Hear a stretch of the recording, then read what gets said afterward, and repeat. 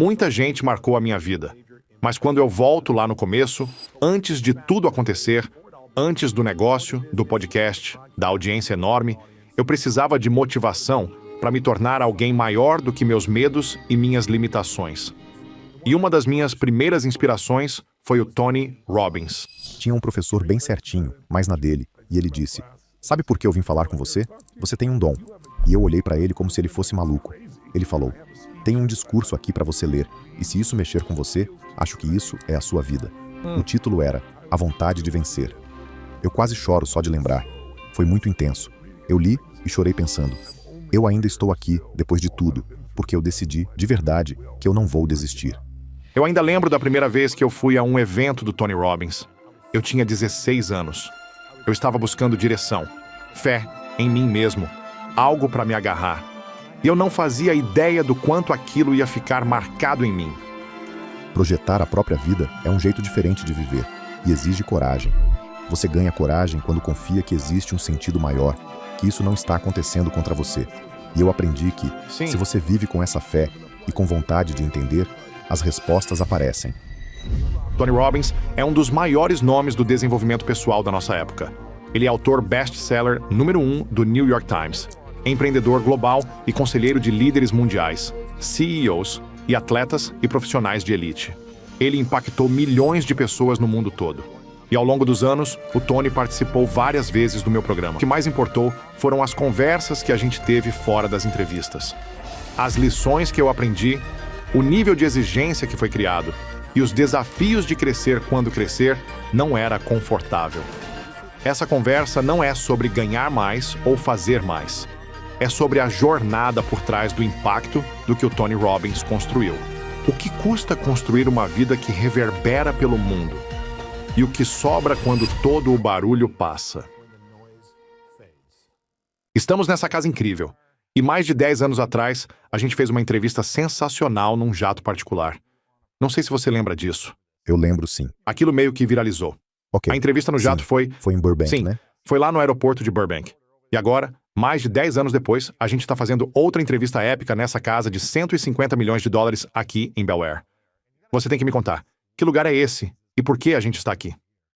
Essa casa foi construída pelo Art Trengarian, um grande amigo meu. Na época em que eu estava fazendo o castelo em Del Mar, eu vim para Los Angeles e isso foi uma conquista enorme. Eu tinha um castelo com vista para o mar, lá em San Diego.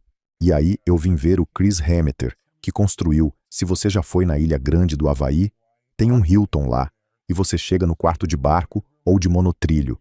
Ele fez aquilo do zero. Uau! Eu fui na casa dele e ele tinha um espaço subterrâneo, cheio de vinhos e charutos. Era um lugar muito curioso. Quando eu saí de lá, eu pensei, eu moro num puxadinho em Del Mar. Aí o Art começou do zero, como eu, e queria ter um endereço em Beverly Hills. Então ele fez um espaço subterrâneo, pequeno, só para poder ter um endereço ali como arquiteto. Ele começou a desenhar, foi crescendo, participou do Date with Destiny e a gente virou amigo. Ele fez o meu castelo e, com o tempo, virou um dos designers mais renomados do mundo, trabalhando para os mais ricos do planeta. E toda vez que ele constrói uma casa assim, ele diz: "Você precisa vir.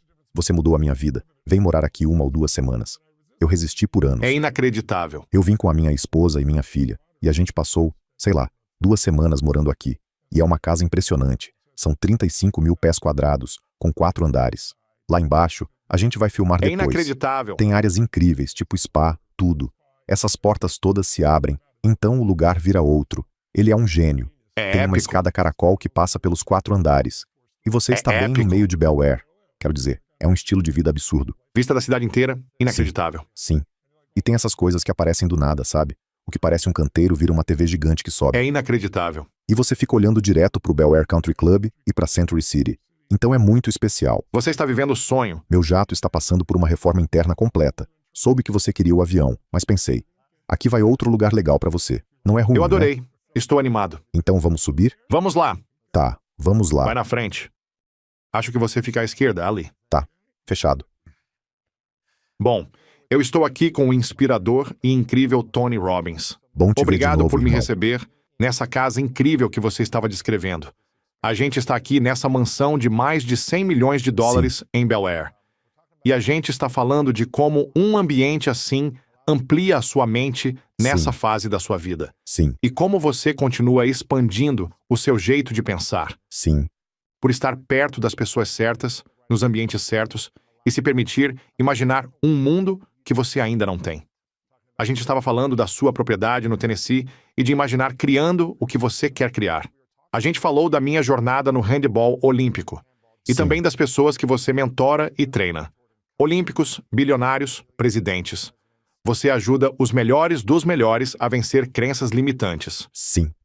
para alcançar o próprio nível de excelência. Então me diz, desde quem está no auge até quem está lutando todo dia, qual é a Sim. crença limitante número 1 que mais impede as pessoas de conquistar o que elas querem?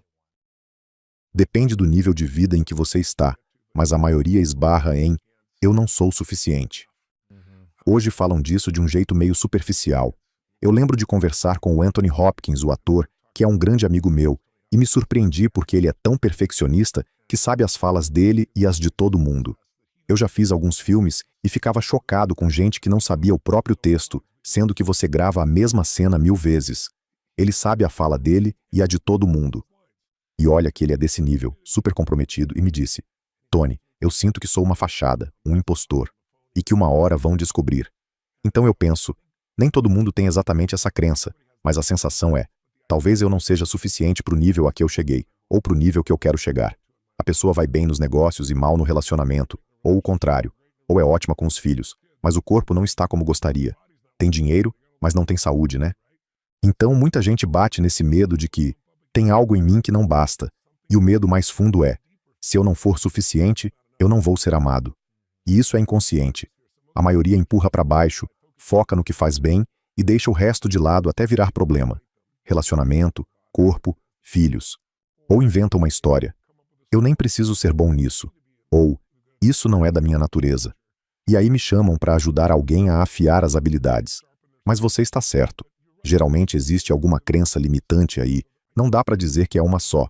Mas se fosse para escolher a mais comum, eu nunca fiz isso, como é que eu vou conseguir? Aí vem a incerteza. E o que faz um atleta ser grande não é só treino e técnica, é o estado que ele traz. Você já viu um jogador da NBA indo bater um lance livre ou um chutador da NFL entrando em campo, e você olha e pensa, vai errar. E ele erra. Todo mundo já viu isso acontecer. Como a gente sabia? Dá para ver a falta de certeza no corpo da pessoa, né? Então, quando você tenta fazer algo que nunca fez, isso gera essa insegurança.